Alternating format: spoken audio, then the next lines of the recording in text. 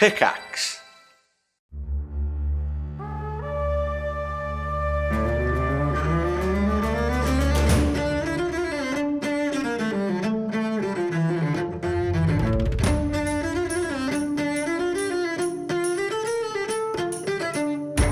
Thanks for dropping into the cast party. Join the cast and crew as they are cartwheeled from their Hollywood film set into the crazy world of Fendrea. And action!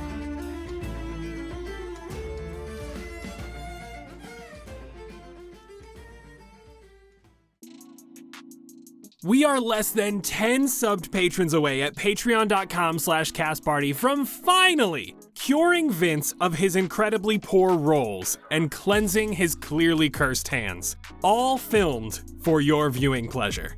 We will be meeting with a psychic medium to provide the cast with personal psychic readings and ending the session with a cleansing of Vince's hands to rid him of whatever negative energy is looming over him. You can watch The Cleansing when we hit our goal, along with ad-free episodes, behind-the-scenes exclusive hangouts, extra bonus one-shots, and so much more, all at patreon.com/castparty. So what are you waiting for? For less than the price of 1 cup of coffee per month, you can join the most wholesome community over on our private Discord, receive your bonus goodies, and support your favorite D&D podcast. And also save us from Vince's mountain of nat ones. Please, I'm begging you, I don't want Sebastian to die. Hop on over, we'll see you there. We absolutely love chatting with you all over in the private Discord, so be sure to join, even if it's just the free tier, which provides you that private Discord access. Patreon.com/castparty. Thank you all so much for listening and your continued love and support. Enjoy the episode, cast and crew. Hello everyone and welcome to Cast Party. My name is Colin McManus and I will be your director for today. I am joined by my tinkering cast and crew, Ryan McManus. Hi, Sebastian Vivaldi Greensleeves, an emo at heart musician who tried to get in on the lo-fi trend when the lo-fi girl stream really took off. He tried making his own lo-fi beats with emo lyrics throughout each song and classic callouts that rang just before the beat drop. Like all of his projects, Sebastian struggled on finding the perfect name for this playlist. He finally settled on, Life's Got Me Feelin' Lo-Fi. Lo-Fi beats to always be sad to. If you want to hear one of the songs Sebastian created for this playlist, you gotta head over to patreon.com/castparty, where every single patron can listen to it right now. Even those who sign up for our free tier, patreon.com/castparty, bitch, let's get sad. Wow. Did you actually make a lo-fi song that I haven't heard? I did. Oh, Okay. I'm so excited. Wow. Bard's got a bard, yo. Anna Brisbane. Blueberry Sky, elven druid actress, who just a few months before being whisked away to Fendrea, was in talks with Jimmy John's to do a year-long ad campaign for their vegan options, which is really just their veggie sandwich without cheese. But then it was brought to her attention that the CEO, Jimmy John Leotaud himself, was a big game trophy hunter, killing animals, some even endangered for sport, including elephants, rhinos, and leopards. So, of course, Blueberry pulled out of the deal at the last minute. Blueberry's a made-up character, but that stuff about Jimmy John's is true. This is now a Jimmy John slander podcast. Thank you. I don't know why I didn't expect the CEO of Jimmy John's to be named Jimmy John. Yeah, you know, same. Nigel Deacon. What's tasty? Xander Gucci Supreme, who in general isn't much of a foodie. He enjoys food, but given his financial situation and the precarious environments he puts himself in, he tends to just eat what's available. However, one of his friends on set turned him on to a nearly hidden bakery that was near the studio. One of those places that you can only find if someone tells you about it, hidden in the back of an auto parts store, no online presence, etc. Every day he could afford to do so, he'd pop in and get a delicious, eggy, custardy pastry that would fill him with joy. The days when he had his flan roll were the best days on set. Now that bakery doesn't have an online presence, but fan roll certainly does. There's no custard as far as I know, but there are tons of beautiful dice available, and you can get 10% off with code CastParty at fanrolldice.com. Oh, that was great. Oh my God. When you said hidden bread shop, I was like, this is too specific. It's going somewhere. Vince Perito. Jett the Boulder Chambers, the big burly heartthrob whose love resides with his mom and, of course, puppy Princess Pebbles.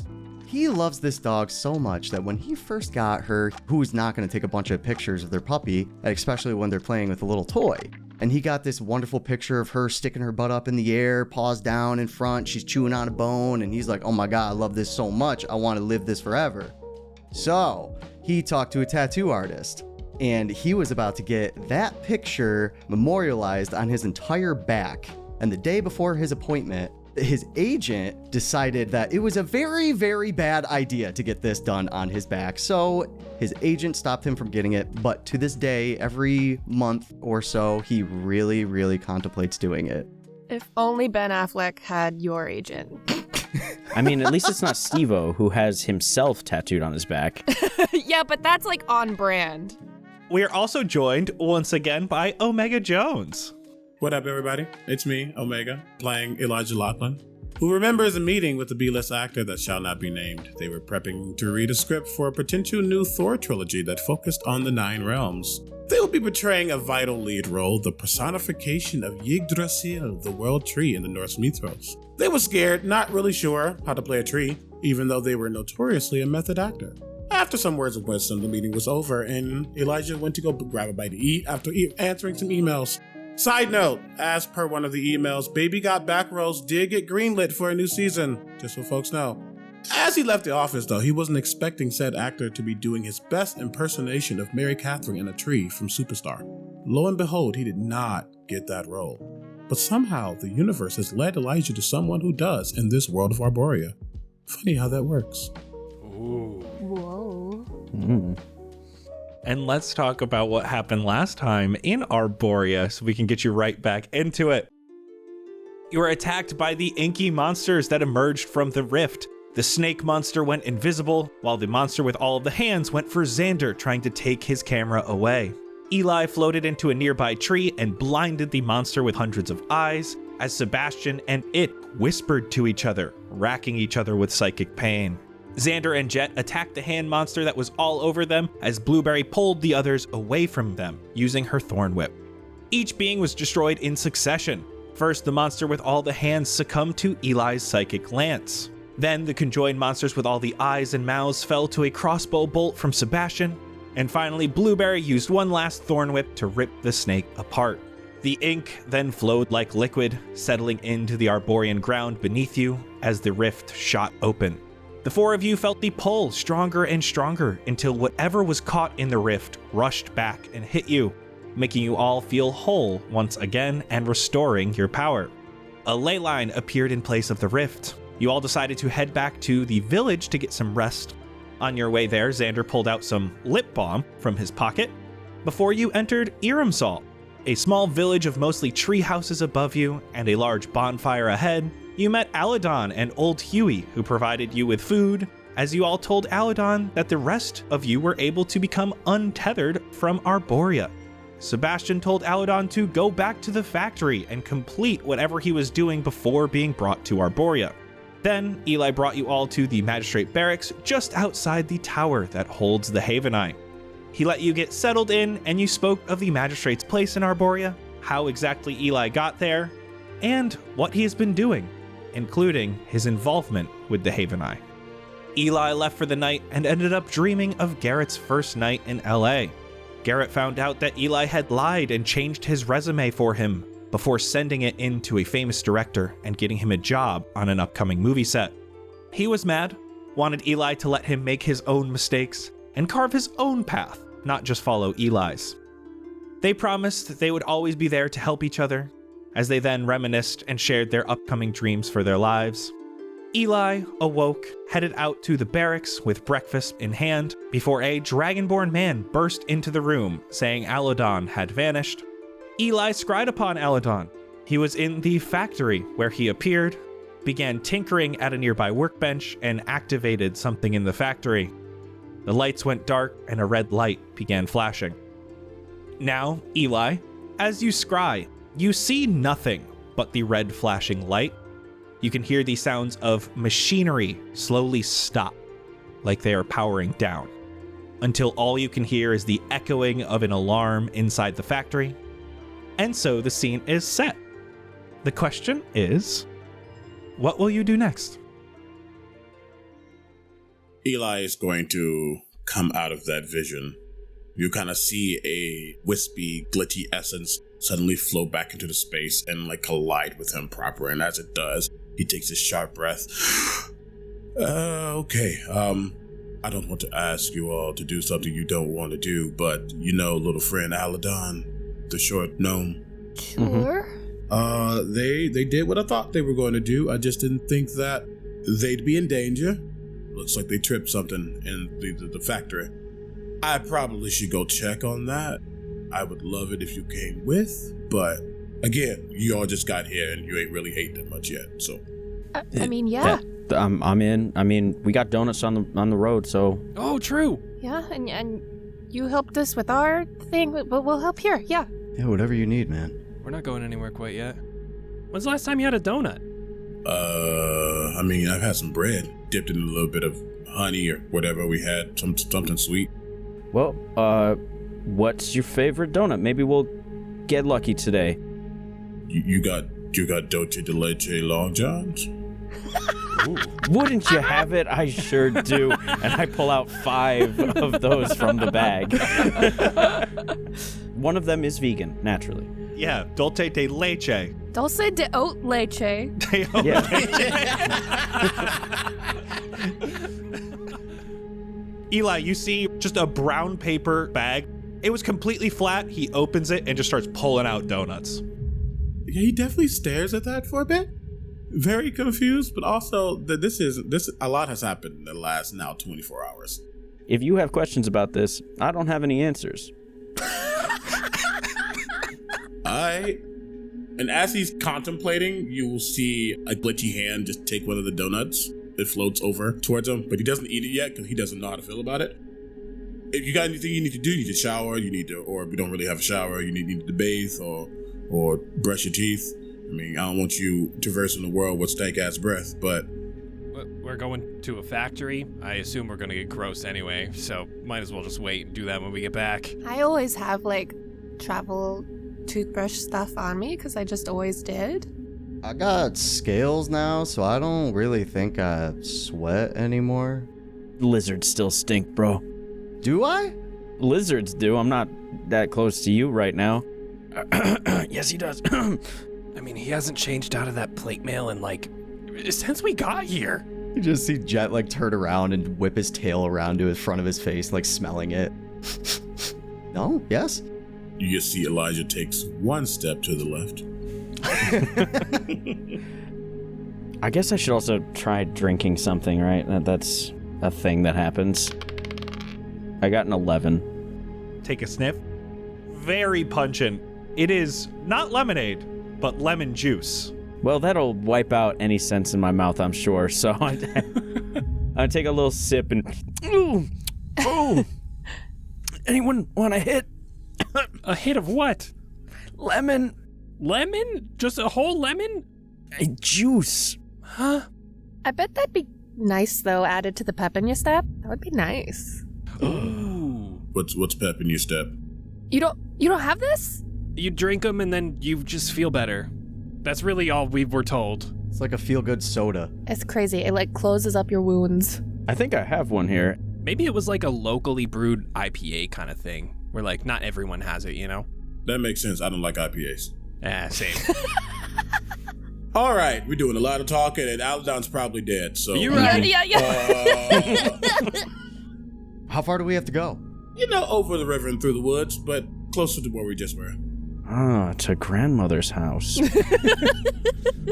I'm gonna turn to Double D and just say, make sure that everyone in town is accounted for if you can.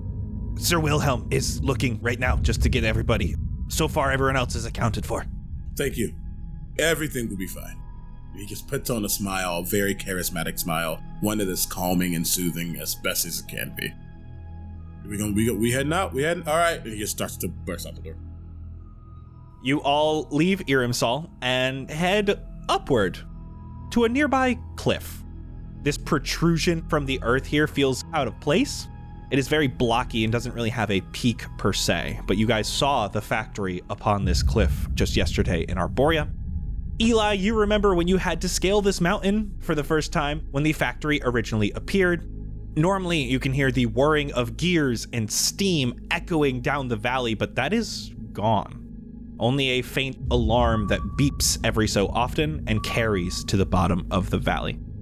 Eli, you do know there is a pretty steady pathway to get up to the factory. You start taking the others up there. There are very few places where any actual climbing is involved, and when it is, it's no more than 5 feet or so upwards to just continue on the basic pathway. The whole journey from Iramsal to the factory takes about 20 minutes, and you finally get to the entrance of the factory, where again, the alarm now is much louder. The main door to this building is currently opened. It looks like a large metal door was trying to come downward at some point to close the factory off, though a large boulder has ended up in the doorway, blocking it from being able to close fully.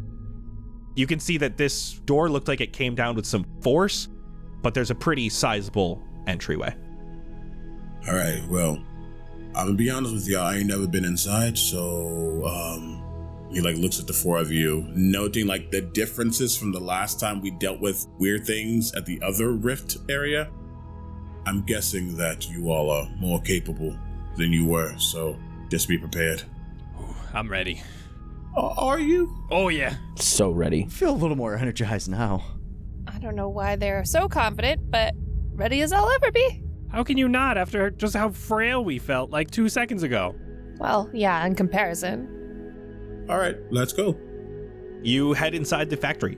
You see that it is extremely dark. Quick pulses of these red lights blink throughout the entirety of this room you're in. You're in an entry room. The area is pretty dull in terms of decoration and quite barren. You see ahead there is a large heavy metal door blocking a doorway that would lead further into the factory. Above you in the ceiling, you can see small glass domes with metal filament inside that resemble earthen light bulbs, though they are producing no light.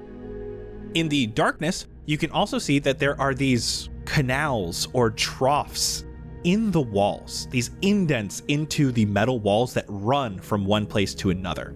Even the length of the room in some cases. Each one seems to be going to a different device. One of these larger trough indents goes to the door. A few smaller ones run to each of the lighting devices above. This door looks like a security measure. This is a heavy sheet of metal, looks very similar to the door that you just passed underneath to get through with the boulder. There's no other door or entranceways, which hints that Aladon's past this door. As you're looking, give me perception. Nature guide you, giving you guidance. 28. There's the doorway you entered and then another doorway. However, as you're looking around, the walls are very flat other than these indents that are running along.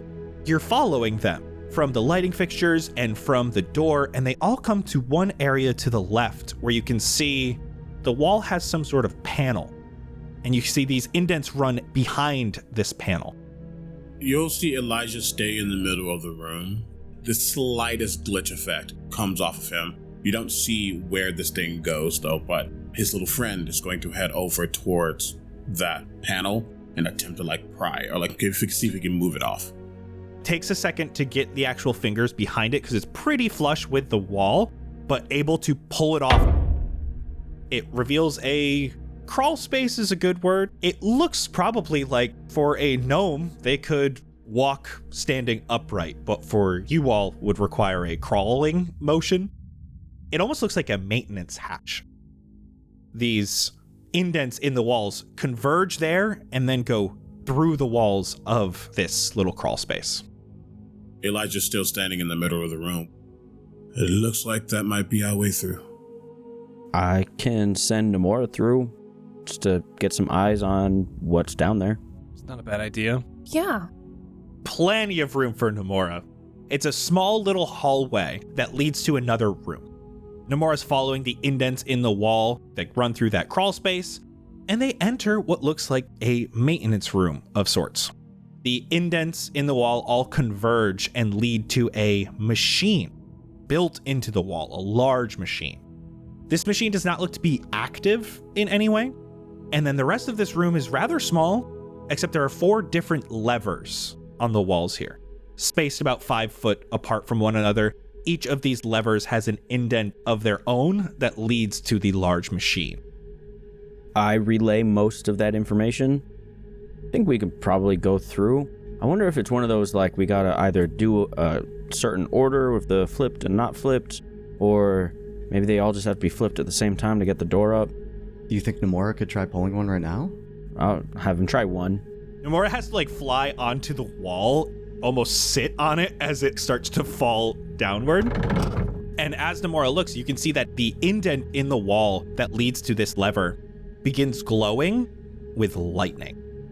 Just this magical electricity free flowing inside this canal, and it moves quickly over to the machine. As it enters the machine, you can hear a slight humming noise through Nomura's ears before the electricity shoots back from the machine to the lever and sparks. And Nomura is taking 4 lightning damage as the lever resets upward. Oh, all right. So that hurt him. They shoot out lightning and then it shoots back. So I think maybe we all have to, it's got to be like an all at once kind of situation. Or it's going to be you have to do this one and then this one and then this one and this one. But I don't know if Nomura's going to have the wherewithal to figure that out in there. So I think we should probably crawl through. Cool. Okay. Told you we were gonna get dirty. Let's get crawling. You all physically see Eli just shudder.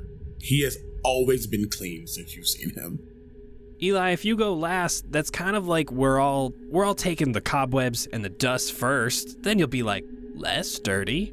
I ain't worried about it. Okay. Do you have prestidigitation? You seem like you would have prestidigitation. You know, I don't really know the name of the things that I can do, but I am able to, and he'll just like take some grime on the wall. Doesn't want to, but like touches his shirt and then immediately like glitches away. Nice. We learned that one at magic school. Oh, there's a school for magic? Yeah. It's a college. College. Well, they're kind of, under the table. They're kind of not around anymore. They're kind of rebels now, too. Yeah. It's complicated. Yeah, I see that. All of you head through, again, a little bit cramped in this somewhat small room, but you're able to make it work. The first thing you all notice is anything metal that you have on you feels like it's being pulled towards the machine that sits in the wall. Jett, especially your amulet, you can feel is raising underneath your armor a little bit. I'll just look down at it and kind of look back up and give everybody the eyes like, oh, well, that's cool. It's weird it's not pulling me in all directions, because I'm metal as fuck. Oh my Shut god. the fuck up. How many switches are there and how far apart are they? 4 switches, 5 foot apart. Okay, so switches are leading to the machine. And then from there, the others are coming out the other side of the machine. Let's try this. I'm gonna wild shape into a giant lightning eel. Whoa, okay. Oh, okay. I'm gonna slither on over to the machine. And I'm gonna touch my nose to one of the indents leading to the machine and use my lightning jolt. This burst of this magical electricity crackles to the machine. The machine starts to hum louder and louder, and then you can hear this movement coming from within the device, and it starts getting pretty loud in this small maintenance room. The sounds of machines whirring back to life, steam whistling through pipes, cogs moving, the general hum of machinery. Did that work? I don't know what you did, but that was awesome. I have lightning, but I'm a little spent for now. The machine looks like it turned on. The rest of the factory seems like it has power again. So now that everything's working, what now? Where do we go? Aladon can probably do his thing, but where is he? Let's follow these lines, the lights here, and see if it brings us anywhere. Who knows? It could go right to where he is. Open the door, maybe. That's what I'm thinking. Well, let's go through and check. As a large creature, can I squeeze through the tunnel or no? After or before everyone else? You're large as an eel? Yeah. That's terrifying. That is actually very terrifying. You all re-enter the main room after a little bit longer than it first took you to get through because of this eel. you see that the lights here have turned on. The large metal door has lifted. Oh. You enter the next room. You can see that you have brought back power to more than just the front room you were in. There's also power here. And this room seems to be almost a display. There are signs here in multiple languages that are brightly colored so that they pop and the words are easier to read. These signs accompany different models. There is a central table here that shows what looks to be the floor plan of a building. Off to the left, you see a small conveyor belt with a console in front of it with these red blinking lights. On the conveyor belt are these small spherical machines with arms and legs being put on them as they continue down the conveyor belt. To the right, you see a much larger one of these machines, a big spherical body, singular eye, and it is just punching over and over this iron breastplate that has been put on a scarecrow dummy. As you enter, you immediately hear how loud it is in here. The sounds of the conveyor belt, the ting of the metal fist on the metal armor just happening over and over. There's also the sound of a baby crying, a knocking sound, a cat meowing like crazy.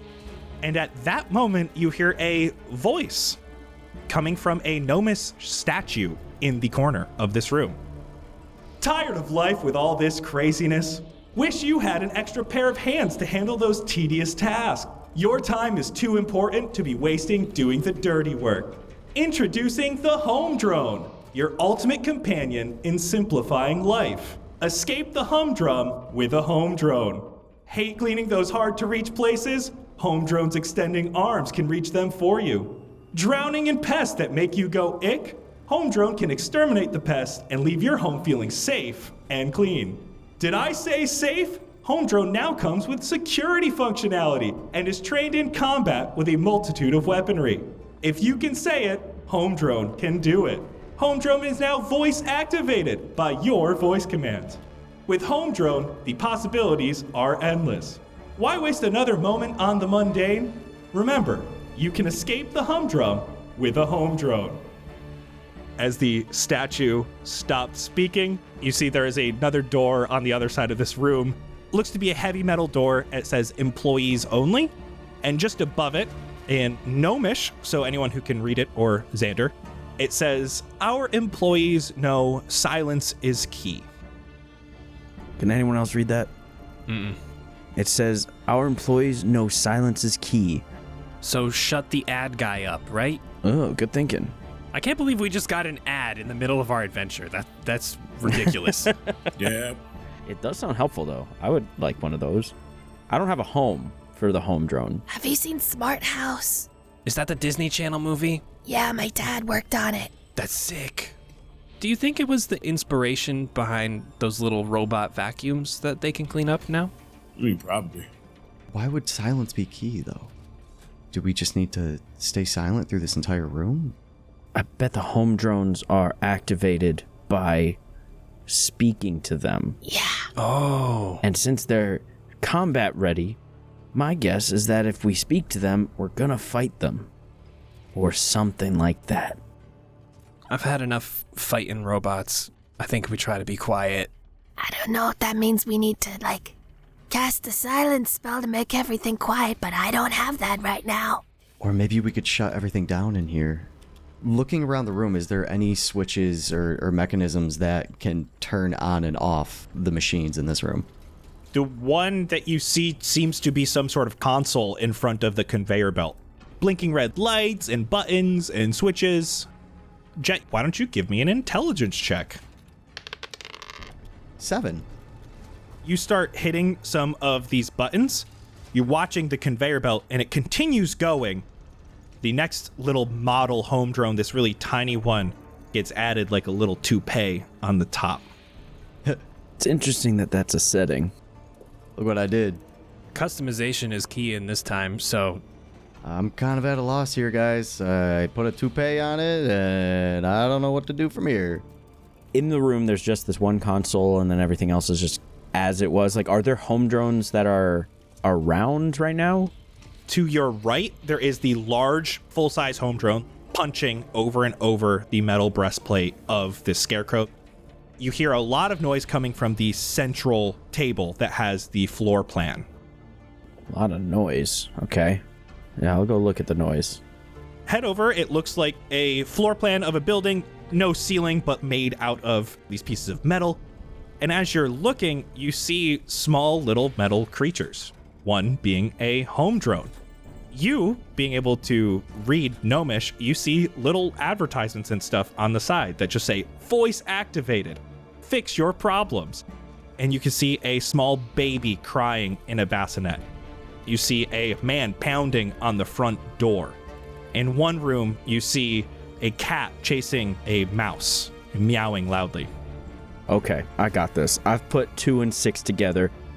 Home drone, please remove the mouse from existence. You see this small home drone in this little diorama move to the bedroom where the cat is rushing to get the mouse. The home drone jumps and grabs onto the mouse, opens its compartment and puts the mouse in, and you see the cat goes and sleeps on the bed, and it's no longer meowing loudly. Perfect. Okay, all right. Home drone, rock the baby to Betty bye. You can see it has this extendable arm that just keeps on extending, and the bassinet moves slowly until the baby stops crying. And home drone, please remove the banging man from the front door. Home drone moves over to the door, opens it, shoos with the hands, and then the man looks to be like trying to bring out a clipboard. The home drone puts out a no soliciting sign, and the man leaves. Perfect. Wow. It's just very quiet at this diorama. And now all you hear is that tinging of the metal on metal, and then the conveyor belt. Okay, all right. That was fun. I see what you did there. Okay. They are voice activated, so someone go tell that thing to stop. Home drones, stop. Xander, since you can read all languages with your fancy eyes, in Gnomish over by this combat demonstration, you see that they are tailored to your voice. It looks like this central console was probably for demonstrations and works with everyone, but each home drone would be assigned to a specific person's voice. Well, you remember how I said that they were tailored to someone's specific voice? That thing might not stop unless we can find the right person or we turn it off against its will. I could try to shock it, but it might defend itself.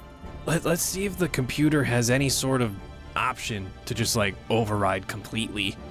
And if all else fails, we can exterminate it ourselves. Lod just shakes his head. His friend is already at the console, looking it over. Give me an intelligence check. 15. DC 15. Yeah.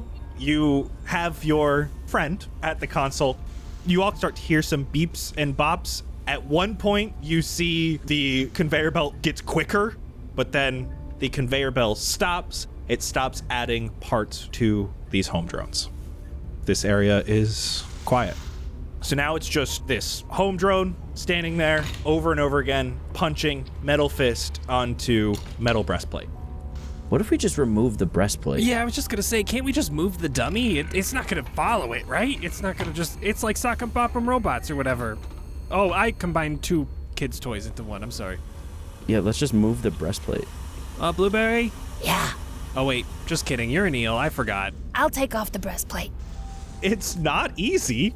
You guys watch and there's just like one little clasp that's holding this breastplate on this dummy. You know how quick it would be for you just to walk over and untie it. But Blueberry's taking her sweet time and really trying and is able to get up and around the dummy and finally get to a good leverage position where she can chew through the knot that's holding it on, and the breastplate falls to the ground.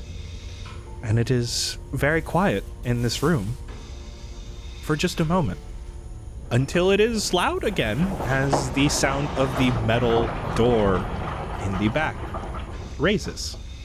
Oh, okay, there we Who go. designs a security system like this? This is insane as Xander walks through the door. It's very quirky. Quite interesting. Same my forte.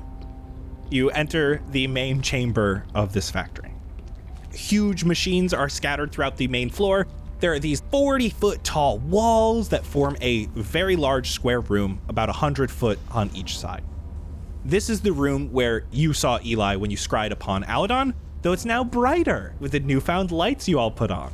There is still an alarm going off and a red light that flashes and fills the room, though the main lights are now on and it's illuminated by dozens of these small white lights that line the edges of the walls and ceiling, as well as you can see the lightning that crackles through these indentations along the walls and floor.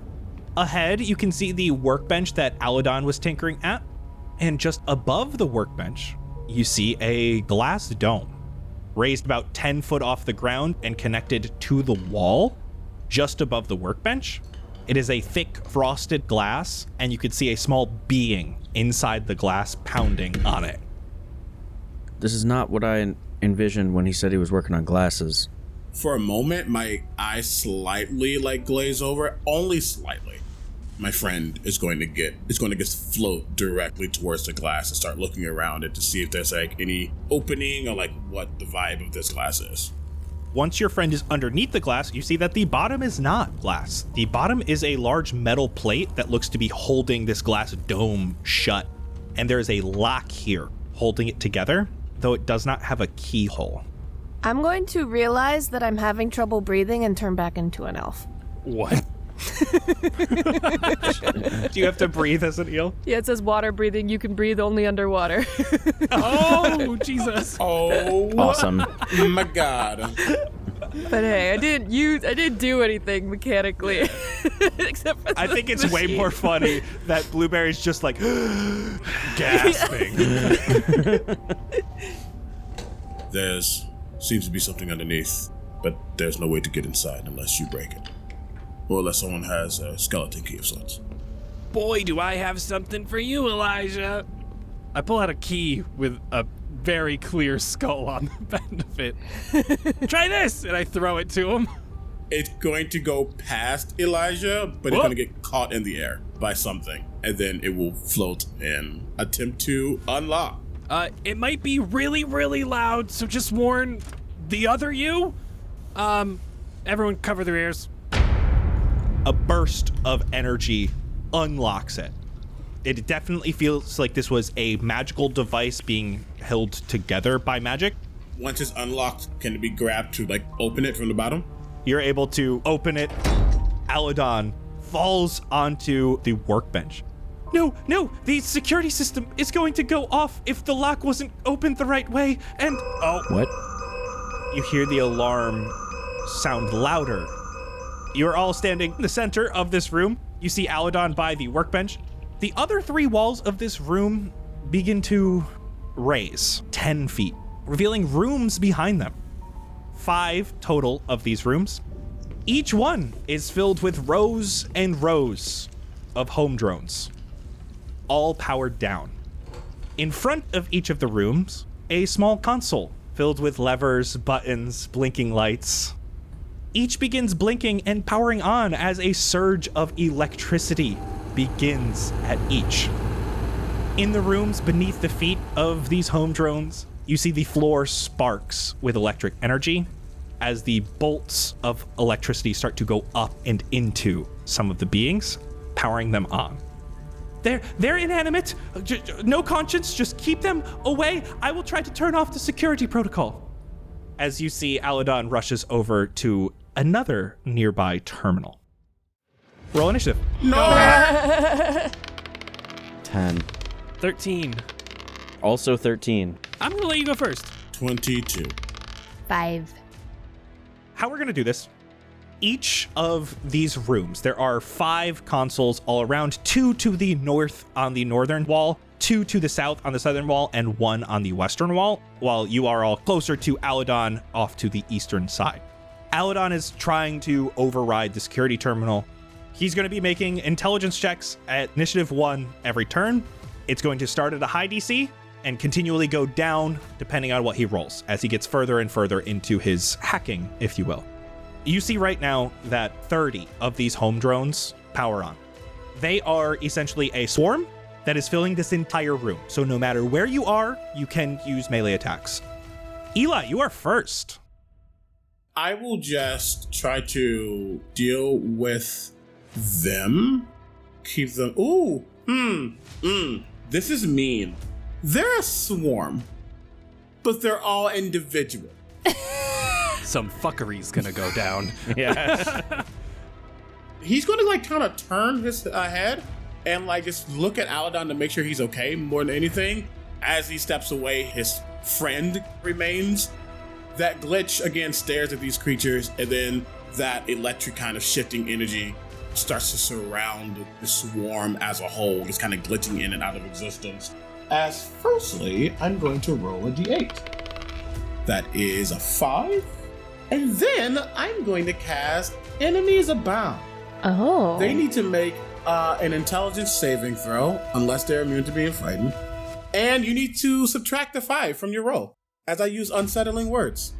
That is a 5 total. So, on a failed save, the target loses the ability to distinguish friend from foe, regarding all creatures it can see as enemies until the spell ends. Can the swarm fight itself? Interesting. Okay. What? Clever. We will see how that works on their turn, but it is not their turn yet. It is the lair action. You guys know that the factory has powered on, and now that this security protocol has happened, everything is louder. There are all these gears turning in the walls. There are these explosions of steam. And Xander, roll me a d4. 3. To the southwest corner, none of you are near. There is a large gear that's spinning so fast that it begins to shatter and break and crack, and all of this debris sprays on the southwestern quadrant of this factory floor, none of which you are in. So, that is your turn, Xander. I'm gonna bring out an oldie but a goodie. Xander's gonna snap as a black orb appears in the middle of the room and just expands out to 20-foot radius sphere of blackness, and bitter cold appears as I cast Hunger of Hadar. As long as the Hunger of Hadar is in this room, it will be hitting the swarm. Anything that's in there takes 2d6 of cold damage, and at the end takes 2d6 of acid damage. So it's difficult terrain, for one. It's pure black, so they're technically blind. No light, magical or otherwise, can illuminate the area, and creatures fully within the area are blinded. And if they start their turn, they take damage, and if any creature that ends its turn in the area must succeed on a dex save or take 2d6 of acid. So it'll always take that 2d6 cold, maybe take the acid. They are not going to be blinded because not all of them are in that. Whenever they take damage from the Hunger of Hadar, you need to re-roll the save for Enemies Abound. I'm standing right next to Aladon. I'm just standing next to him to kind of like keep guard. Sebastian, Jett, you are on deck. I am gonna run down to Aladon. Aladon, do you need to stay at this terminal? Do we have to go around the whole room? Or can you do everything from this? I'm fine here, but you might be able to stop them from coming to life at the other terminals. As you look to the north, you see the electricity is starting to shoot up other home drones that are still in these rooms to the north. Okay. Do you want protection, or do you want me to go shut them down? Go! I will use 10 movement speed to get back where I was, which sucks. Go 10 up more. As I'm running back up past this big, huge vat, swatting at electric gnats as they're flying about. Do a quick strike on the guitar for a nice little chord. I would love to do a 5th level fireball in the dead center of the room, right around where Hunger of Hadar went. Can they please make a dex save? That is a 7. Oh, they fail. Nice. Let's heat this place up, baby! 35 fire damage. Please roll another intelligence save. What is the DC? 20. They cannot pass. Never mind. Oh, shit. Whoa. Maybe if they crit, I'll be nice to them. Jett, you're up. Sebastian, where the hell are you going, dude? Aladon said if we can go to the terminals and try to shut him down, but I don't know how these things work, so I'm just gonna start pushing buttons. Oh, Jesus. All right. Do you want me to get one too? There's a lot of them if you can. I will use an action to click my boots together to double my speed, and I will just start running down towards the closest terminal to me on the opposite side of Sebastian. That is the home drone's turn. 2d6. Roll for attack. 20. Nope. 4 cold damage. Right now, some of these have already just fallen. The big fireball, the Hunger of Hadar. So because of that, I'm going to roll a d6. There's 5 of you and about 25 of them left. So if they roll a 6, they're going to attack one of you. If they roll 1 through 5, they will be attacking each other. They have 2 attacks. First one is a 3. They'll be attacking each other. Second one is a 5. They'll be attacking each other. Sick. Let's go. Good play. Both hit. This electricity is just pulsing through them as they're grabbing each other and wrestling in the air. And there's these explosions of sparks as they're like falling to the ground. They do get to roll another save. That fails. And Xander, that is all they can do their turn. So why don't you roll me your 2d6 for the acid? They failed the dexterity saving throw. 7 acid damage. Blueberry, you are up and Aladon is on deck. I'm going to rub together my thumb, my index finger, and my middle finger very quickly until little sparks of lightning start to show up, and I'm going to snap. And with my index finger on my staff, I'm going to trace the crude shape of the dragon on my staff, and I'm going to slam it down on the ground while saying, Lin Beskit Os! And cast Summon Draconic Spirit. And summon Lean, a blue dragon spirit, lightning dragon. I'm going to bonus action wild shape into a white rhino, and my dragon is going to attack them. He has 2 wrens and 1 breath weapon. So the wrens, first one is 17 to hit. That hits. That'll be, 10 piercing damage.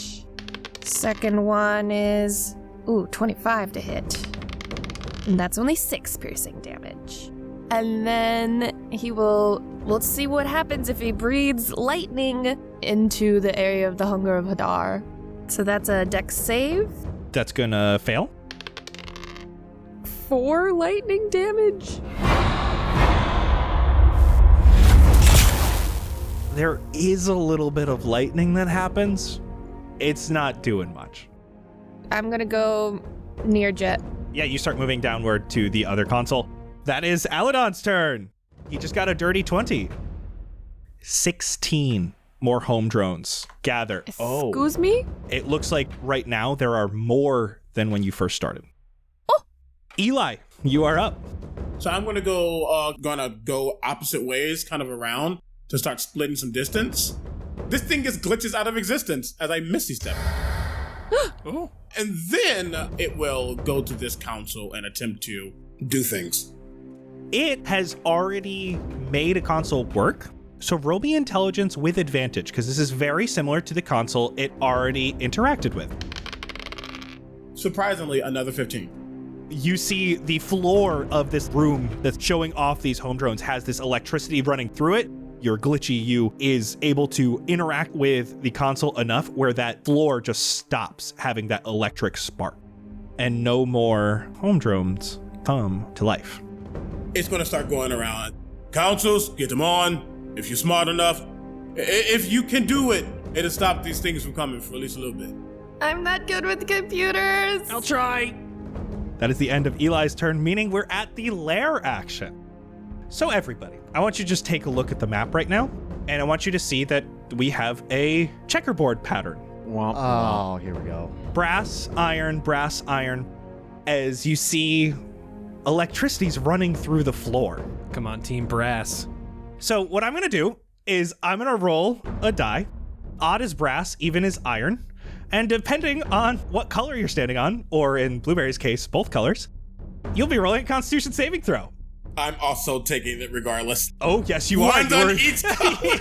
Oh, no. No, that's how it works. Oh, shit. So that is odd. So anyone standing on brass, the orangish color. Fuck. Xander and Jett, you are not being shocked. Man. Blue, you get +3 to your save. Dirty 20. 26. Oh my Jesus. 10. Blueberry failed, but the rest of you passed. That is 19 lightning damage on a fail. Oh, I'm resistant because I summoned a lightning dragon, so I'm resistant to lightning. Whoa. So 9 damage across the board. And I passed my concentration check. I also passed my concentration check. Xander, you're up. Sebastian on deck. Jett's at that one.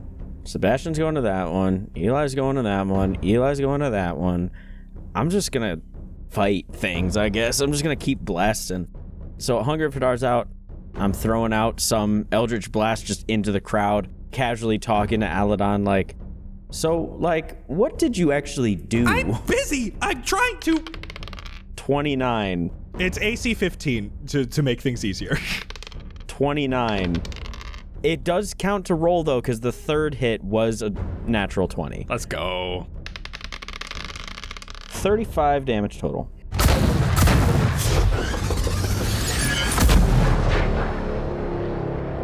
Sebastian, you are up. Jett, you're on deck. Running 15 feet north to the northeast terminal, swatting away electric gnats on my way. Is it an action to fiddle with things, or do I just go about that? It's an action. I figured as much. Let's do that. I'm just gonna start pushing buttons and twisting levers. Intelligence check. Oh, God. As if he's doing anything intentionally. That's a 9. I'm gonna use a lucky point just to hope I press the right button. That's a 14. No!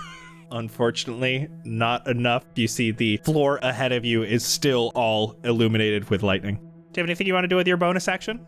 Yes!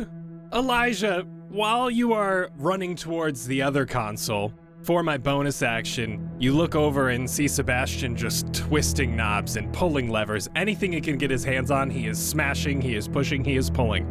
While he is whispering a little song to himself, directed at you. Hey there, Elijah, what's it like in this old factory? I'm a couple feet away from you, but damn, you're looking flashy, yes you do. I am a talent agent. I am not a director. Stop auditioning for me and get to work. I just had to try, okay? So you have a D10 of Bardic Inspiration. Jett, you are up. I just ran up right to this terminal and just looking at it like, there's buttons, there's lights, there's things. Okay, I don't know. Let's try this. And I just take my sword and try to hammer down on it. Go ahead and give me an attack roll, Jett. 15 to hit. That'll hit. Go ahead and do your damage. 26, 8 being radiant damage. You break through this console. Roll me a luck check. 14. You stab your sword through the console. That radiant energy sparks with the electricity. And for a moment, the floor in front of you gets really bright with this sparks until that radiant bursts. And all of a sudden, all of the lightning in front of you dissipates. Whoa, Blue, did you see that? Sebastian, stab the things! Don't even poke, just stab! Got it! So we will just spend our 60 feet of movement northwest a little bit to the one on the west wall there. And you don't see the outline, but you do see that glitchiness about 10 feet from you. Ooh. That is our home drone's turn. Xander, do some damage. Failed the check still. They're still attacking each other. 10 cold damage. So we're going to do the same thing. D6s. First attack on each other. Second attack on each other. Now they have a third attack because there's so many more. Third attack on each other. Woo! Yeah! That is actually 2 misses. One of them being a natural 1, though. They're going to do some damage to themselves. A big group of them are fighting in this dog pile, and this other one just flies into them and pushes this huge group of them into the Hunger of Hadar. And they still did not pass their saving throw. So, Blueberry, you are up, and Aladon is on deck. 5 acid damage. Thank you so much, Xander. As a rhino, I'm just gonna start charging in the general direction of the western console. And I'm going to tell the dragon again to protect us. Pesquitos! Dragon's gonna do some attackies. Oh, actually, I guess first I'm going to attack, because technically dragon goes after me. Does this count as a charge? I'm charging through them, 20 feet straight line. We'll just say you attack at the end of the movement, so that counts as a full charge. Okay, so if I hit, I will do extra damage. So I'm goring these things for a natural 1. Ooh. No. They just happen to part like a hallway as you are rushing through, trying to go straight. That was embarrassing. Okay, dragon is going to rend Oh, 2, but a 2 means it's a 14? You have an AC of 15. Okay, great. Second rend, natural 20. There we go. Hell yeah. So that'll just be 8 piercing damage. And the breath weapon, dex save, please. Fail. Okay, so it would be 10 lightning damage full. 5 lightning damage. We have Aladon. The DC has gone down for the shut off. He does not do good. You hear a spark coming from that console. It looks like he has done something, not necessarily broken the computer, but doesn't look like it's going as well. And along with that, 3 of these rooms are still active as more home drones come about. 9 more than ever, are now filling this room. Eli, you are up.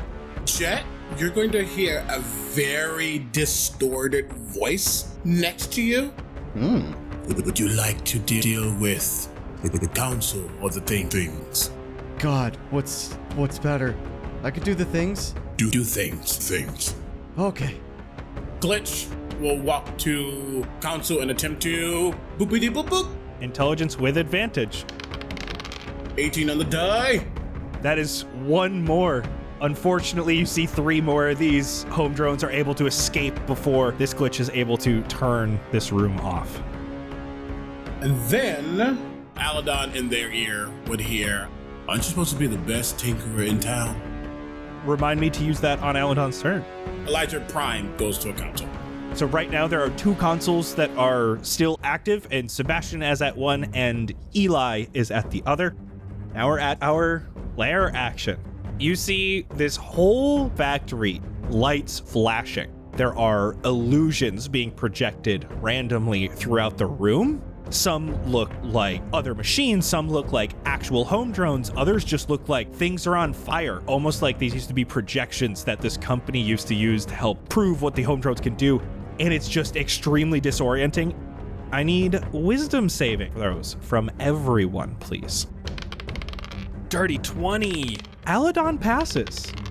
24 for Jett. It don't matter. You have a D10. You have Bardic. Oh, I need that.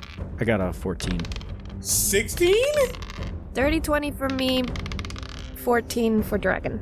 DC is 18. Oh man.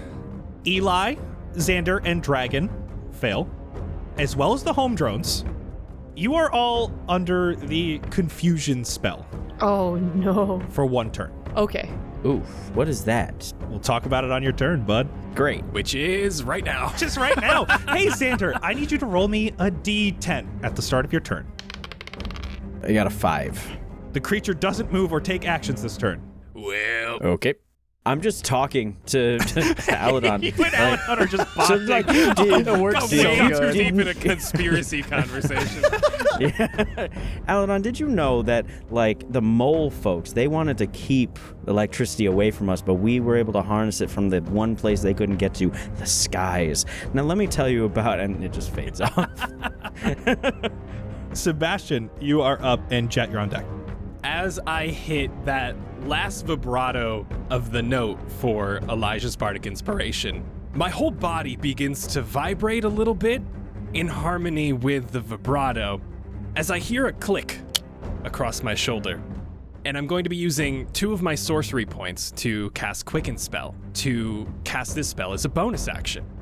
As Daisy begins to take that vibration, hover off me, and begin floating around me as I cast Mordenkainen's sword. Daisy is going to be my axe and start swatting at the home drones while I just keep pressing knobs and twisting. 17 from Daisy. That hits. Daisy just smashing. Daisy does 13 force damage to the home drones. I did just crit on their save. For enemies abound. Oh. Since that was my bonus action, Daisy swinging around, knocking some gnats out of the air, I will use my action to mess with the console. Nat 1, lucky point. 15! I found the right knob, finally! Sebastian, you are pushing everything. You accidentally break off one of the levers. Oh shit, didn't mean to do that. You end up pushing with one of your elbows the final button in sequence that needs to hit, and the electricity stops. There we go. So there's just one room left producing home drones. Jett, that is you. After hearing this voice just telling me to take care of these things, how do we get rid of the things? There's a lot of them. What do we do? What do we do? Ads? How do you stop ads? Ad blocker. Ad blocker. And I'll stab my sword into the ground. From it, you're going to see this little bit of spectral light just fly from the tip of the sword into the ground about 30 feet away from me to like the center of where all these things are. Out of the ground, you're just going to see this large figure pop up, and it's a large spectral figure that just takes the shape of a human, basically. It has a large sword and shield in its hand, and they have the insignia of my amulet that I have on my chest. And I'm casting Guardian of Faith. So anything that's within that circle that moves and is hostile towards us must roll a dexterity saving throw, and if they fail, they take 20 radiant damage. I guess I will, with my 60 feet of movement, with my guardian taking care of that, I'll just move 60 feet towards Eli. That is the home drone's turn. D6. Oh, yep, you can do your 2d6. 6 cold. They are going to roll a d10 because they are confused and potentially can't do stuff. That is a 3. The creature doesn't move or takes actions this turn. I am going to still allow Jett, your Guardian of Faith, to hit. Dexterity saving throw. Also give me one for hunger, please. 17? That actually passes, yeah, so they'll take half, so they take 10. Definitely failing Xander's with 17? Nope. 8 acid damage. Blue, you are up, and Aladon is on deck. I am just too far from any of these consoles at any given time. So I'm just going to charge through these things. Just stomp through and gore. Oh my god, I'm rolling trash most of the time. That's a 9. Okay, so my dragon rolled a 10 for confusion. Oh, they can do whatever they want. And they would like to rip and tear. Yeah, that's over 20 to hit for 9 piercing damage. Second one, dirty 20 to hit for 5 piercing damage. And then a dex save for the lightning damage. 14. Doesn't pass. 6 lightning damage total.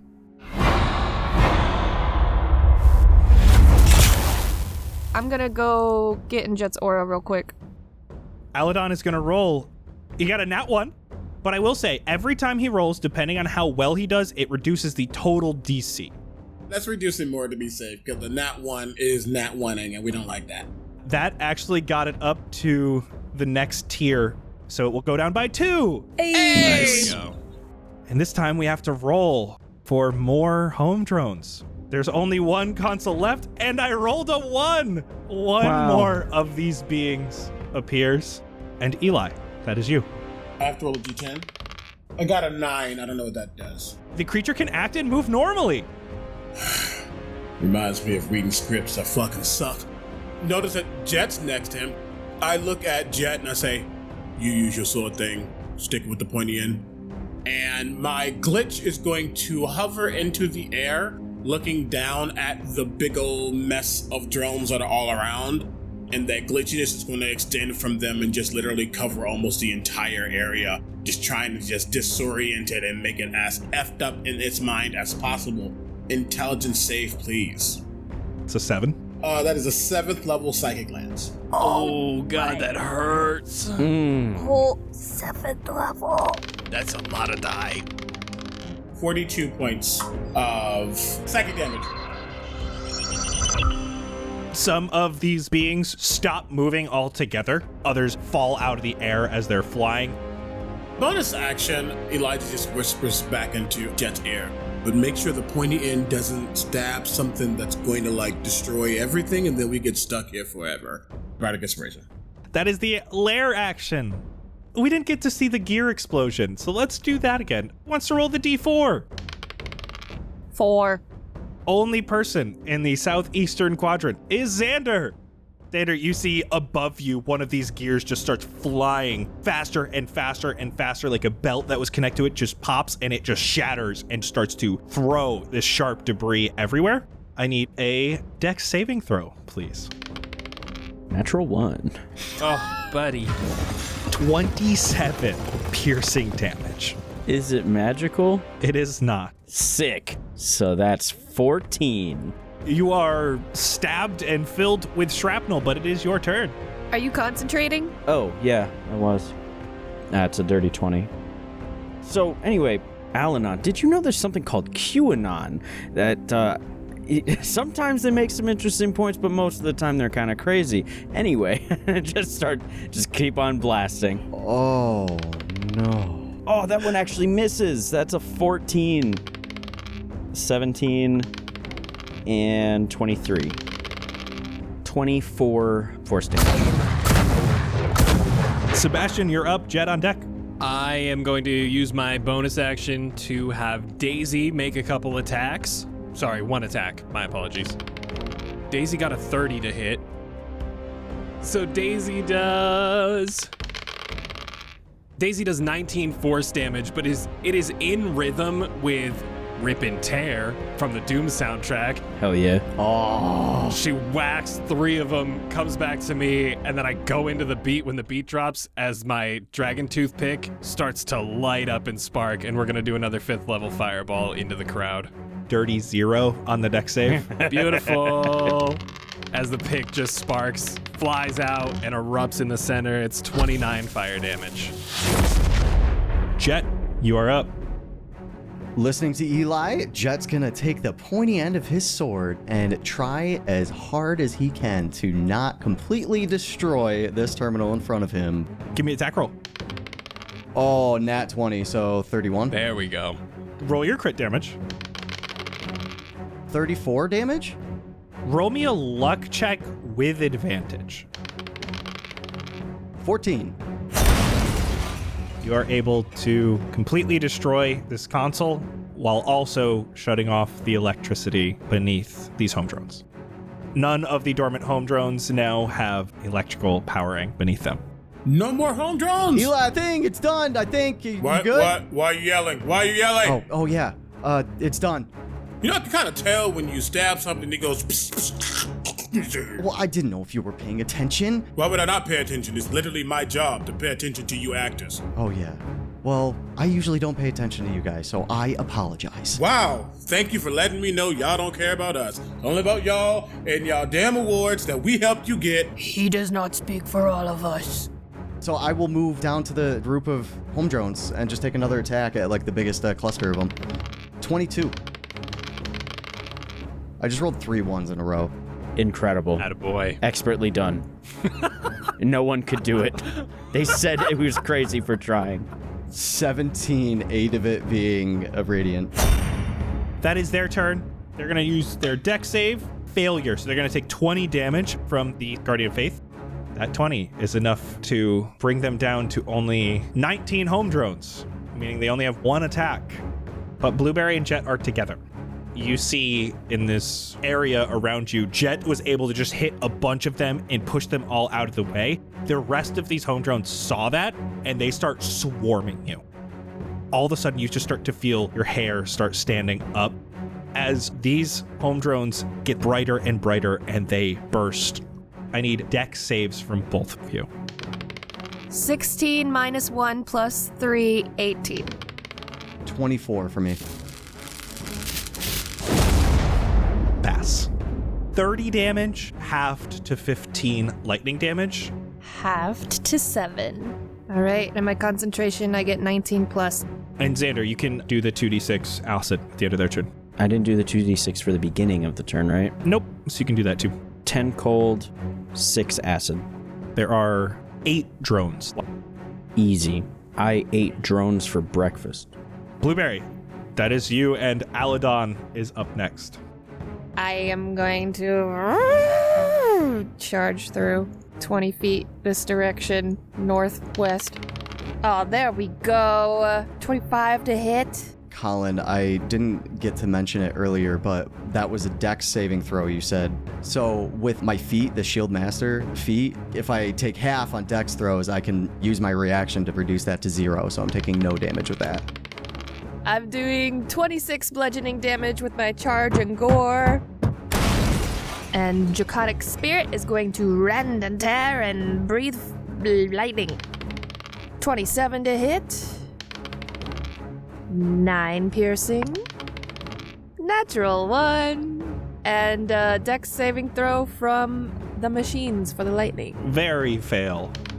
That would be 6 total lightning damage. And I'm going to trot back over into Jett's aura. That is Aladon's turn. DC has gone down where it is reachable. He rolled well, but not well enough. So, we are back to the top of the order as more home drones do not join the fray. Hell yeah. Eli, that is you. Glitchy boy is going to kind of move over in the air, and as he's floating in the air, some of that glitchiness turns orange and red as a firebolt goes down towards the mess of things around. That is a natural 20. Woo, woo, Hey!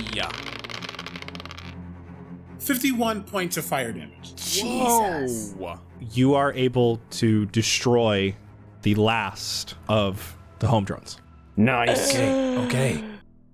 As that firebolt goes down, it starts as a simple little pew pew, a little like a match being lit that suddenly almost turns into an inferno as the glitchy gets stronger and stronger and just consumes all of these home drones. Roombas are better. Just to be safe, let's toss him another bardic inspiration. You get to go home if you fix this. I think that is in the contract. Maybe. All right, he has his bardic. That is the end of your turn. For the lair action, the security protocol is still active. Everybody sees where they're standing, right? I'm shocked. That is odd for Brass again. Oh man, Team Brass What's good, sucks. Iron Gang? Rhino, Eli, and Sebastian, all on Brass. So that is a con save. With Jett's aura, that's a 20. 11. Last lucky point. Oh man, 11. Both fail for only 13 lightning damage. 13 halved to 6. We are at the point where it is all 4 of you before Aladon. Do you guys want to do anything, or you want to just skip to Aladon's turn? Can I sit on the bench that he's working on? I'm going to tell Lean, come to Jett, and Lean's going to fly over and sort of swoop down for Jett to climb on. Oh, shit. I'm gonna go as close to Aladon as I can, almost serenade him and Xander, who having a riveting conversation over there, as he is still tinkering with this last console. And I'll give him a bardic inspiration as well with a bonus action. We are at Aladon's turn. The DC is only 18 right now. So he has a 9. He's got this.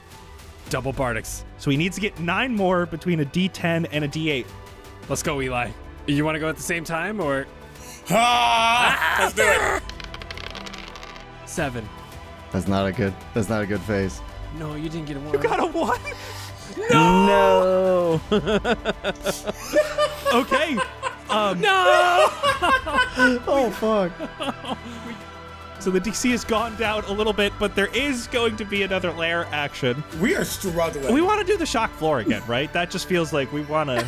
Do we? I moved to Team Iron, so we better. I moved to Team Air, so whatever you want to do. True, you're safe. What if I use my action to prepare a jump, right? if that happens. Because all I did was tell the dragon to come to Jett. Here's this. I won't allow you to jump. I will allow you to jump to one color, and just the rhino kind of rears up. Oh, up on tiptoes? Yeah, up on tiptoes while the shock happens. Okay. Okay, I'll go iron. That's cute. I love that. Yeah, you all see Elijah just hover off the ground. So the only people who are on the ground are Sebastian and Blueberry. because Xander's sitting on the workbench. Oh, God damn it, Xander. I'm just talking like, hey, did you know that if you think about like stability of your robots, they'd be like a really good tripod situation, like a mobile tripod. So Sebastian is on iron. Blueberry, which one are you going to be jumping to? Iron. Team Iron. We're all going down together if it happens. Even. That is iron. All right. Nice Man! job, folks. I'm done with this. I got a 19. 19 passes. 14 minus 1, 13 plus 3, 16. 16 fails. This is 19 lightning damage. So 9 for each of you. Because Sebastian passed and Blueberry is resistant. I need to do a concentration check. I got an 11. I got over 10. Do you want to do anything before we go to Aladon, or do you want to just jump to Aladon? The DC right now is 14. I'll move closer. I'll have Daisy switching back and forth from either of his ears, just playing tunes, and give him another bardic inspiration. It might be a little distracting, but... No more distracting than Xander. He rolled an 8. Oh my God. So that's 11. He needs a DC 14. You got a D10 to roll. It's a 3. Okay. God. Let's go. Xander, you're sitting there. Aladon is getting so pissed at you. He just grabs the workbench and just like shakes it and just pushes a bunch of shit off it. Please let me work. And he goes back and then there's like this error sound and he's just like freaking out before he's finally able to hit the last button he needs and the red light stops flashing and the alarm stops going off. Xander like brushes off his hands and hops off the workbench like, well, that was easy. Great job, team. Well, good to see you all. Yeah. Thank you. Thank you for going quicker than I thought you would. It was a little bit stressful. What are mole people? They're like they're like a race of folks that live under the ground that are like part mole, part like human. Not really part mole, but they kind of like have some of the traits. And like Xander just starts rambling. You see, he kind of pushes you away from the workbench as you start rambling. I was told to come here and finish my project, so that's what I was trying to do, and I activated a trap. You didn't finish your project, though. I didn't even start. Maybe I should have been a little more specific. I'm sorry. I didn't mean like come alone and endanger your own life. I meant like wait, have some backup, figure out what this factory is, and then go at it. Well, to be fair, I've been here before. It's how I got brought here in the first place. I knew there would be traps, but I didn't expect it to be on the workbench. I was very careful coming in.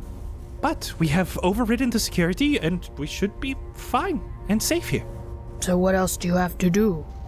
Give me some time, and I can see if I can finish my project. Finally see far into the distance. When you say time, do you need a couple minutes, hours, days? What are we talking here? I would say about an hour. If you would all stay here, that would be helpful.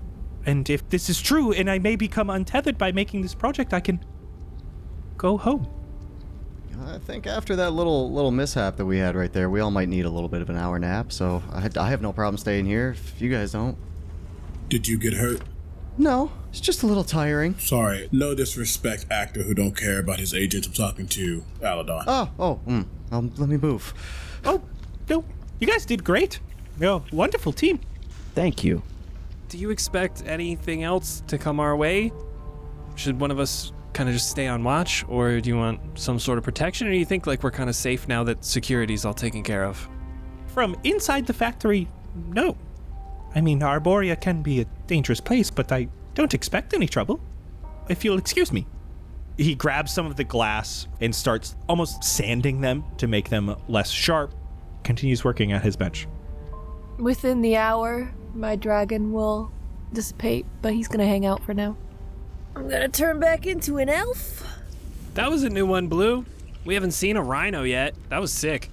Yeah, no, I only kind of recently learned, like, how powerful I can become, and I was just trying to think of big, powerful animals from back home.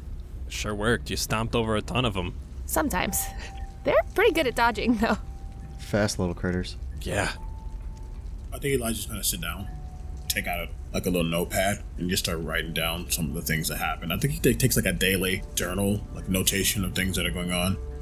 I'd like to just go look around, like the work that we just did on all these little robots, and see if there's anything useful in them, or just take a good look at all of them. As you do so, you notice that Aladon actually starts to do the same, rushing over and looking at some of the debris, and he actually starts taking apart one of these broken home drones that looks like it had a large monocle placed on it, taking a couple of pieces from its inner workings.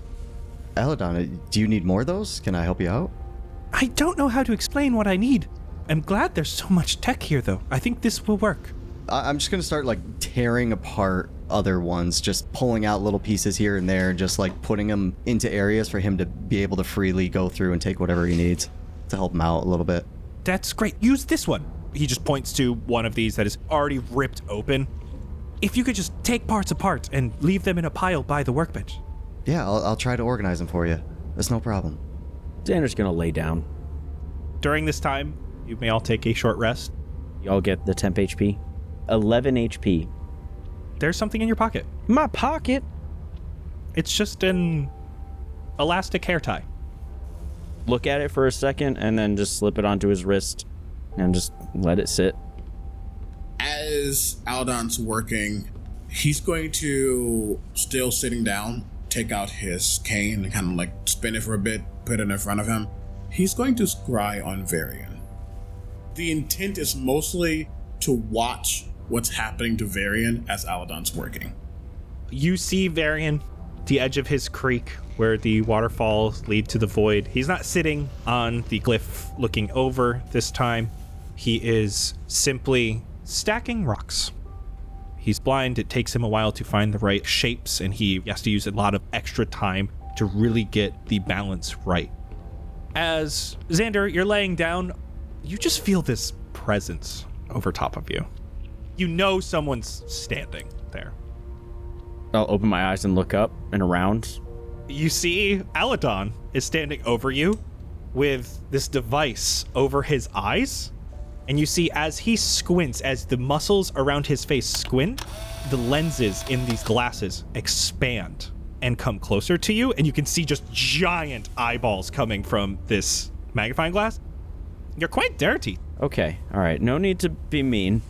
Aladon stands up, looks towards you, Eli. You're a good 60 feet away, and all of a sudden you just see his eyes increase in size with the change in lens. It's done. This is good. It feels like a weight off my shoulders. It's something I've been wanting to do for some time. But I still feel as if I'm being pulled to the rift here. Shall we go see it? Can't be a bad idea. Aladon move over. He reopens the master console and opens a door to a further room, one that you guys have not been in yet. Inside, you see a large rift, larger than all the previous rifts that Eli, you have seen. I mean, this is enough to bring in an entire factory. This fills most of the room here. There it is. Jett, I don't know if this will work, but do you want to try to triangulate this one? Maybe that'll get him home. I don't know, man. This one looks a little bit different than the other. I don't know if it's gonna work. How do we get the ley line out of it? I'm going to come out of the scry. What you've done is done. Perhaps go try to interact with it. I tried when I first got here. I just feel a bit weird walking through it, like a strong magical force was there, but I would just appear on the other side. We'll run out of options. You can at least try. This should have worked. To be honest, I don't have much faith it did. In case it does, thank you all for everything, especially you, Eli. Tell the others I will miss them. Aladon does a small bow, takes a deep breath, holds his newfound invention in his hand, and he walks towards the rift. He glows a bit as he enters this rifted space and does not appear on the other side. Oh, Okay. So it worked? I hope. Eli runs to the other side. He is not there. I'm not trying to dive my head in to find out. I think we just hope. Yeah, you could scry on him, you could do your commune with other planes or something. I'm going to attempt to scry on Aladon. And if he's on a different plane of existence, it won't work. You open up that image for this scrying so that you can see. And you see Varian still. And you see that the tower he had built has fallen over, and he has both of his hands on the ground. And you try to switch the scry to Aladon, and it does not work. It worked. Oh shit, nice. Okay, great. That's great. That's awesome. Okay. So, what should we do now then? We go check ours, right? Yeah. Yeah. You okay? This is the first time any of us have left. This means we all can go. If we finish whatever we were doing, but that's probably easier for them. I was looking for my brother. That was my task. If I know where he is my task finished? Here's a thought. Your task, when you got pulled here, was trying to hunt down and find your brother to make sure he's safe. We know where he is. Why don't we go back to our rift, triangulate it, and try to bring you home with us?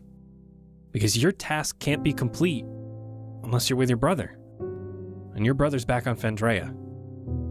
If you can somehow come with us, you're pretty much set. You might even have a connection to back home. Home. Before we travel, I have to go tell Varian. Because if I leave, then they don't know. They don't have a way out. Of course. Yeah. I guess very technically, we're not in a rush. No one's really expecting us right now. Let me go back to Varian. He seemed better. I think this is really it. Do you all want to come with, or I can meet you at the Rift? What would you like? It's up to you. If you want alone time to say goodbye, you know. I should probably go. I don't want to overwhelm him, but I'm not going to stop you either. If you'd like our support, we will be there. But if you want us to meet you later, it's your choice. How about I'll meet y'all at the Rift? I won't be long. We got you. Sounds good. Good luck. As I'm standing there, Glitch floats next to me. And as they do, they almost like randomly grab the air as if they're opening up like a doorknob. They twist and they open. And then I step through this random glitchy space and I disappear. As I'm going to distant cast Dimension Door. You are able to make it to the stream and meet up with Varian as the rest of you head towards the rift. And you see Varian on his knees, sitting on his heels a bit. And he is remaking the stone pebble tower. He's gonna hesitate for a moment, stay a couple feet back. Hey. How did you do it, Eli? Aladon was a little excited. When the others got here, they were able to interact with that moving space. Blueberry, I guess her connection to it allowed that picture to start again. One of them had the idea that maybe the way out for everyone else was for them to finish their own stories, whatever they were doing when they got here. Perhaps that connection, that finality in this plane would allow them to unlock themselves. We weren't sure if it worked, and then he stepped through. And he was gone. You bridged the gap. But tell me, how did that stop your tether? What do you mean, mine is gone? I felt it. How? What were you doing when you were brought to Arborea? I mean, I was looking for my brother. I was trying to figure out what happened. Why? Because he's my brother. I'm not going to leave him. You figure out what happens and And then what? I mean, I wasn't expecting to come into some weird, fantastical place. I wanted to make sure he was safe. What was your ultimate goal? To protect him? He told me that he wanted to handle things on his own, but if things ever got out of line, I needed to come get him, and that's what I was doing. Well, Eli, you bridged the gap. You were trying to get someone you cared about back home. Aladon is home now. You are no longer stuck in this place. I will spread the word to the others. Assist them in getting home. It will be nice to have purpose in Arborea again. What happens when everyone leaves? The Haven I must live on. Travel between planes is essential for keeping the planes in balance. If a plane is shut off from the others, those who gain power can rule it, with no hope for the masses. If other planes are connected, there is escape. There is always chance for change. If the Haven I dies, if its essence does not live on, it will make every plane a worse place. Once everyone is gone, I will stay here. Protect the tree. You know I'm sorry, right? It wasn't my intent to make things worse for you. I had a choice and I made it, but I never meant to be a problem for you, be a villain in your story. I had to make sure that he was okay. I wish you luck in finding your brother, though I wish you not to return to Arborea. This place has had enough of you. That's fair. I will give your regards to the others. I will get them home. He's going to go forward. He's not going to touch Varian because he doesn't think he deserves that, but he's just going to get close. Once I find my brother, once everything's okay, you're hearing this from me. I won't let them hurt anything else. I won't let them do to you what they're probably trying to do elsewhere. The magistrate, I won't let them. I won't let them get away with what they've done. Varian gives a bit of a nod. Oh, tell the twins to cook something good. It's a celebration. They'll be happy. As Varian's walking away, that door's going to open once more. You are there before the rest of the party. The rest of you take your time moving through the forests, and you descend down into that crater where you see Eli near this ley line that's sitting stagnant. How did you beat us here? Yeah, that's wild. What? I have a way of getting around. Yeah, clearly. Wow. And we had Jett leading us. He doesn't know where he's going. Hey, Yeah. I was a Boy Scout. I know what I'm doing. When's the last time you were a boy? Well, he sure isn't a scout either, am I right? Because he couldn't get us here quickly. Eli, let's go home. You got your phone, Jett? Yeah, right here. Have at it, my guy. I'll bring it over and open it up. Jett, as you pull out the phone, you see one new voicemail. Wait a minute, guys. Somebody called me. What? It doesn't work anymore? Yes, I promise. Look, I have a voicemail. What, like you got service when we, bowed almost back home? Just ignoring him, I'm gonna go through and just go to the voicemail and play it. Mello, where are you? I still can't believe I haven't seen you in weeks. What did I say about that, Charlotte? He isn't going to get your calls. No, he is. I know when he gets back, he will. He's not coming back. We have talked about this. Come on.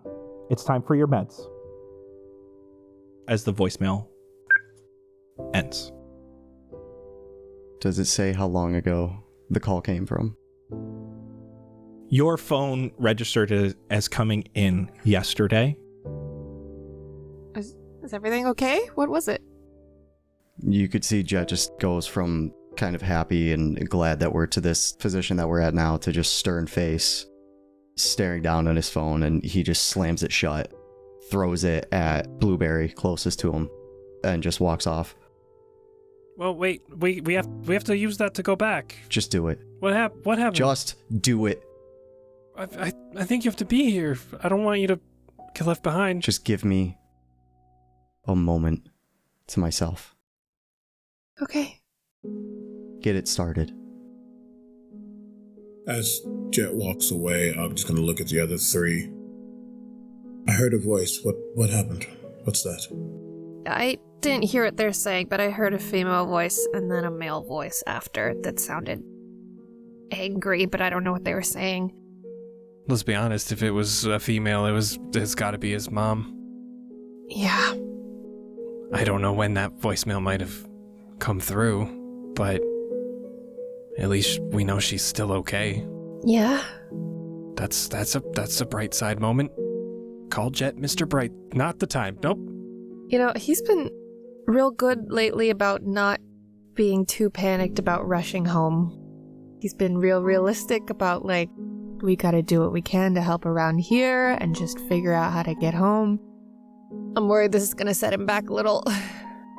I can't even imagine the weight of knowing that your mom desperately needs help every single day, and then one of the main people who is around isn't there.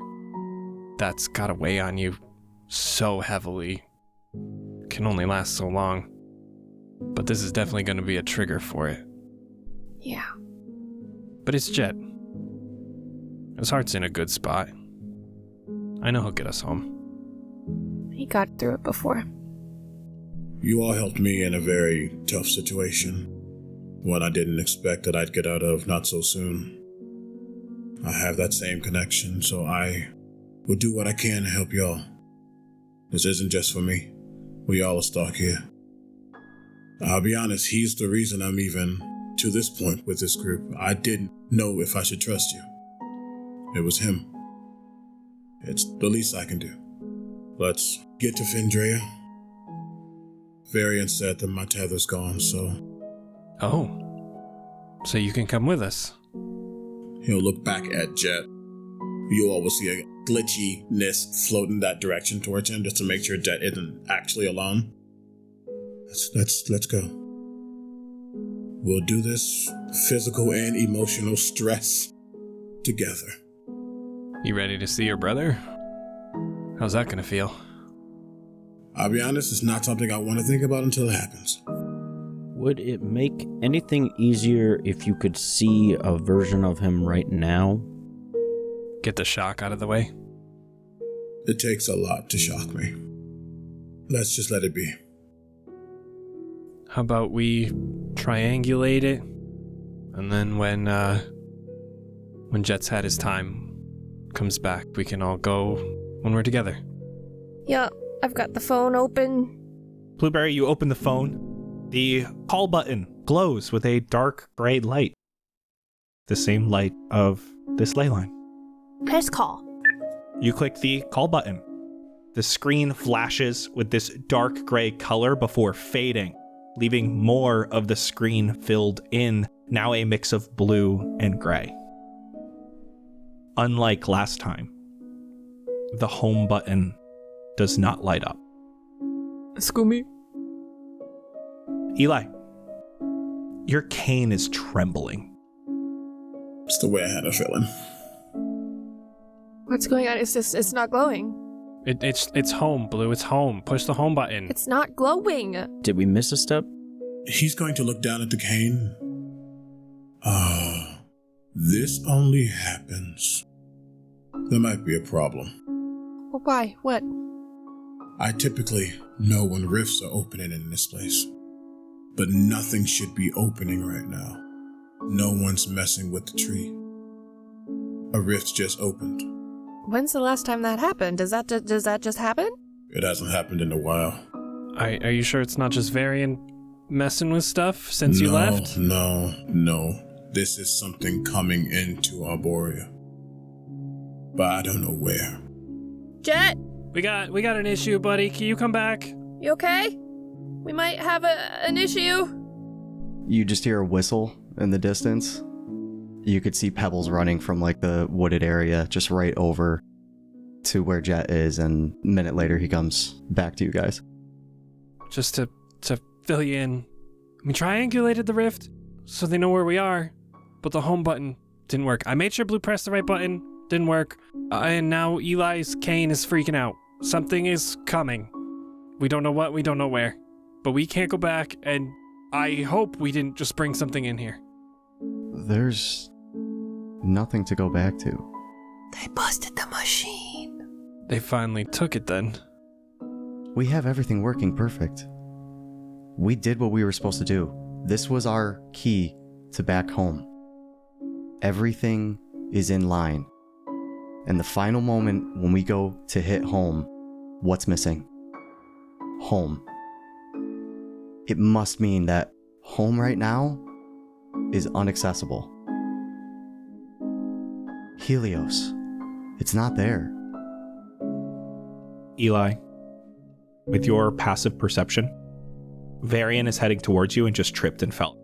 He's going to turn in that direction. Almost fly towards. Whoa. Gonna run off after him. I'm looking at Xander. This is a long shot. We didn't bring Helios here, did we? Oh God, I hope not. Eli, as you get to Varian, he has collapsed onto the ground. There are tufts of hair falling out. Eli, they are back. Something is attacking that tree. The Havenite. Then you stay here. Hurry. He looks back at everyone. We have to go. Now. Fuck. Okay, everyone get your battle pants on. Let's get going now. Blueberry. Yeah. He gets up and he has a small leather satchel. What is it? What? You are here to save the Havenite. It must live on. Only open this if all hope is lost. What is it?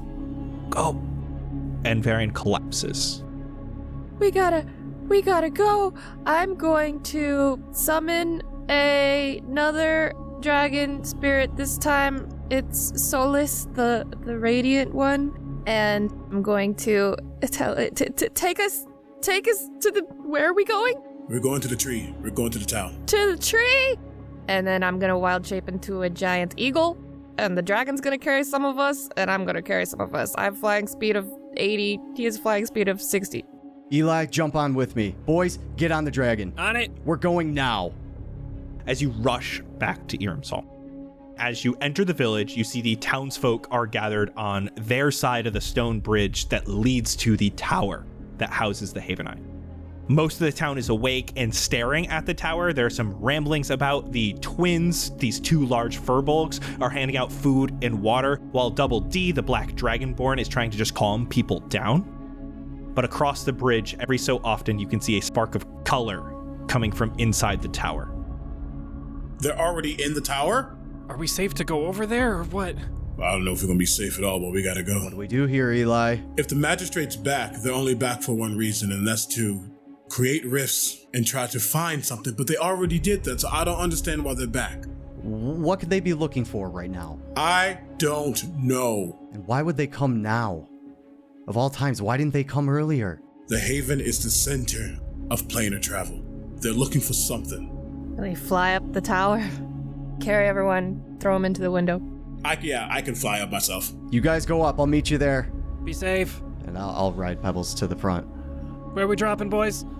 Pebbles rushing across the bridge with Jett atop. Eli floating himself upwards. Sebastian and Xander still on the dragon, and Blueberry all going towards the windows. As you approach, you can hear from the tower screaming. I know you can hear me! You think this is over? Your sons are dead. I am all you have left. And now you cower and hide. I will open every damn portal I can until I can reach you and take what is mine. I am coming for you, Omis. And for today, that's a wrap. Yo. What? Uh-oh. Excuse me? Thank y'all so much for listening. You can hear us talk about this episode, patreon.com/castparty. We're going to be talking about all the good stuff, how the encounter worked, what the hell's been going on. I'm so excited because lots of stuff happened this episode. But more excitingly, we had Omega Jones on. But where can they find you outside of Cast Party? Everywhere at Critical Bard. I do too much. Literally too much. You can find me at Gen Con coming up, where I'm doing a bunch of shows on the main stage. I'm hosting the Crit Awards. I am doing things with Cobalt Press and Hunters Entertainment. I'm also running a game called Welcome to Cobaltella with all bards. It's going to be a good time. Wonderful. That's sick. Thank you all so much for listening. We will see you all in 2 weeks to figure out, well, I mean, I'm actually curious if people know what's happening in this tower, so hit me up at the Discord. Conspiracy theories. This is not where I expected this to be going. Not at all. Same here. Holy crap, dude. All right, we'll see you in 2 weeks to figure out exactly what's going on. Bye-bye. Goodbye. Bye.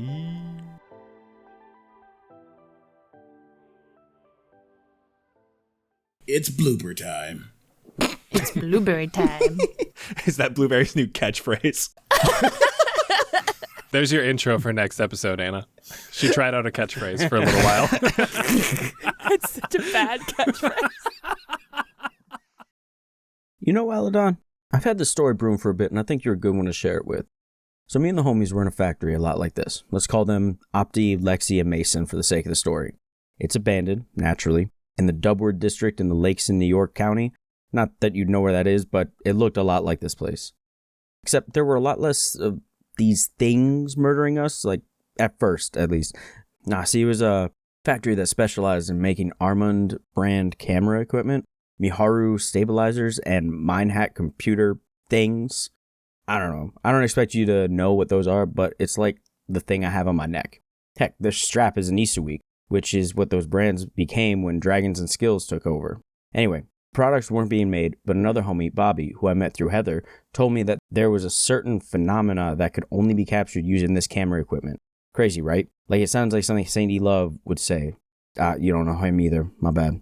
But I'm a skeptic second and a researcher first. And at the time, I was broke as a joke, so we hit the factory, stopped by Lady Lorax's eatery, got the scoop on a potential hidden cache of stuff in the factory that hadn't been claimed yet from someone named Eric 5, and started trespassing. Oh, hey, that thing keeps beeping a lot. Maybe grab that. Now, the reason we did this, besides being broke, was that this same rumor had hit the paranormal message boards, and all the stuff had been bought up quick.